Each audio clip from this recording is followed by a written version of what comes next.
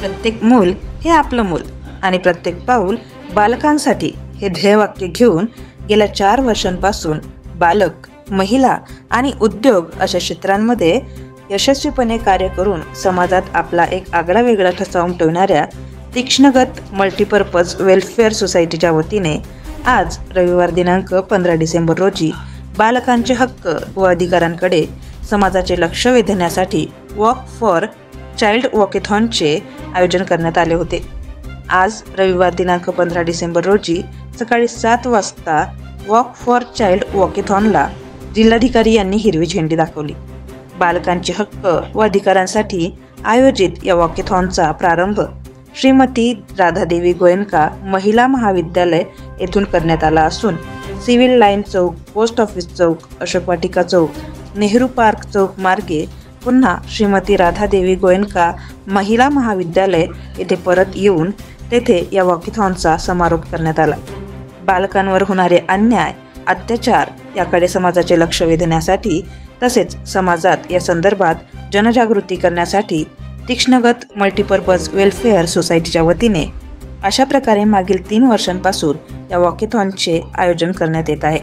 सोबतच या वेळेला बालकांचे कायदे व अधिकार याबाबत प्रदर्शनी लावण्यात आली होती। यासाठी शहरातील नागरिक तसेच विविध क्रिकेट संघाचे प्रतिनिधी उपस्थित होते।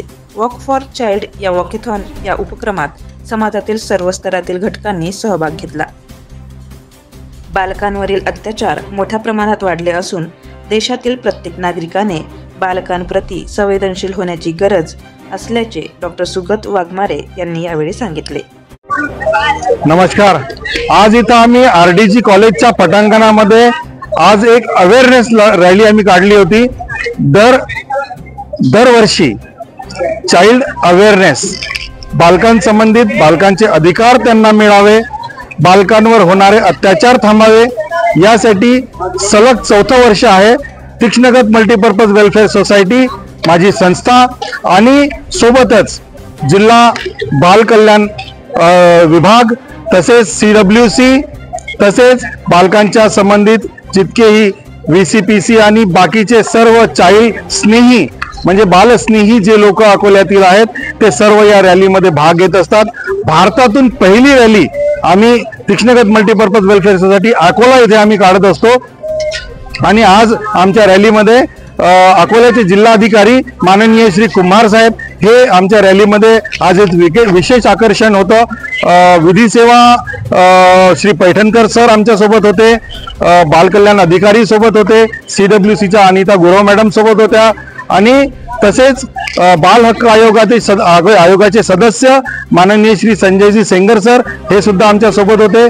पर्यावरणाला अकोला जिल्हा आणि महाराष्ट्रात जागरूक ठेवणारे असे शरद कोकाटेजी आमच्या सोबत होते आणि असे अनेक विभाग, कर्मचारी, प्रशासनातील कर्मचारी, शासनातले अनेक लोक आणि अकोलेकर हे सर्व या रॅलीमध्ये आम्ही आमचे सोबत रॅलीमध्ये आमच्या सोबत चालत होते।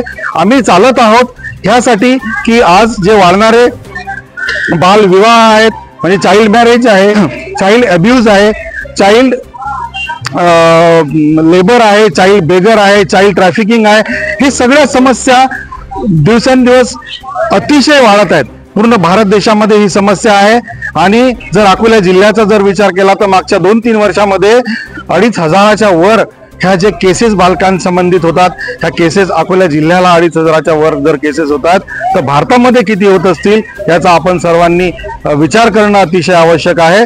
सर्व जनतेने जागरूक होण्याची, संवेदनशील होण्याची गरज आहे आणि तसेच शासनाला जागरूक करणे किंवा अवेअर करणे, प्रशासनाला अवेअर करणे आणि तसंच पब्लिकला अवेअर करणे हे आमचं हे रॅली काढण्याच्या मागचा उद्देश आहे। माझे सर्वांना आव्हान आहे की बालकांसंबंधित आपण संवेदनशील व्हावं आणि या संबंधित हे वाढते जे अपराध आहे, बालकांवर जे अब्यूज वाढते आहेत हे थांबवण्याचा परिपूर्ण प्रयत्न या जनतेने करावा असं मी आपल्या सर्वांना आवाहन करतो। धन्यवाद।